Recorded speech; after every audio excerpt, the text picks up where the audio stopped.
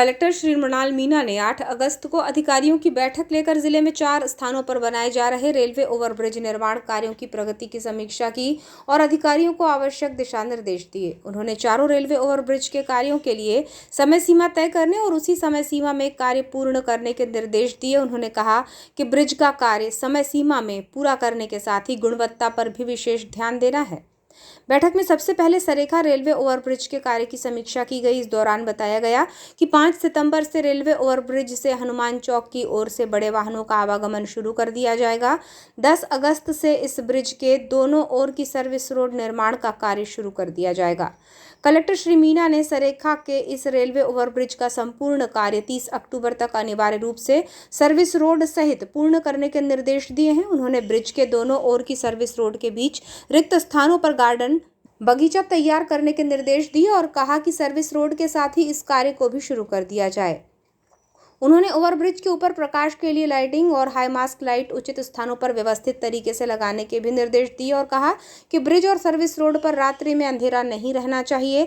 गर्रा रोड पर वैनगंगा नदी के पहले बनाए जा रहे रेलवे ओवरब्रिज के कार्य की समीक्षा के दौरान बताया गया कि रेलवे लाइन के ऊपर इस ब्रिज के गार्डर डालने के लिए इस सड़क से गुजरने वाले यातायात को पूरी तरह रोका जाएगा। गार्डर डालने का काम में मशीनों और अन्य कार्य के लिए अधिक स्थान की आवश्यकता को देखते हुए इस ब्रिज के अन्य कार्य को वर्तमान में रोका गया है। गार्डर डालने के बाद ही ब्रिज का अन्य कार्य शुरू कर दिया जाएगा।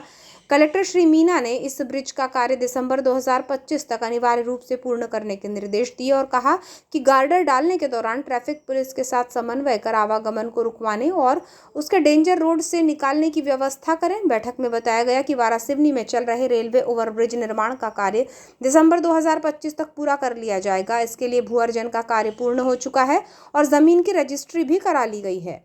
इस ब्रिज का कार्य भी रेलवे लाइन के ऊपर ब्रिज के गार्डर डालने के लिए रोका गया है और गार्डर डालने के बाद ब्रिज का संपूर्ण कार्य दिसंबर माह तक पूरा कर लिया जाएगा।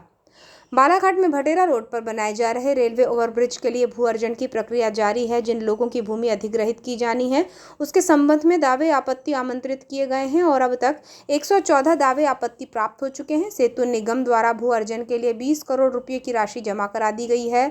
भू अर्जन का कार्य पूर्ण होते ही ड्रेनेज नाली और रिटेनिंग वॉल का कार्य शुरू कर दिया जाएगा। वर्तमान में 400 मीटर क्षेत्र में ब्रिज के पिलर का कार्य शुरू कर दिया गया है और 4 नग पियर का कार्य पूर्ण कर लिया गया है। आपको बताएं कि बालाघाट से सरेखा रोड पर 994 मीटर लंबाई का, गर्रा रोड पर वैनगंगा नदी के पहले 733 मीटर लंबाई, वारासिवनी में 458 मीटर लंबाई का और भटेरा रोड पर 1313 मीटर लंबाई का रेलवे ओवरब्रिज बनाया जा रहा है।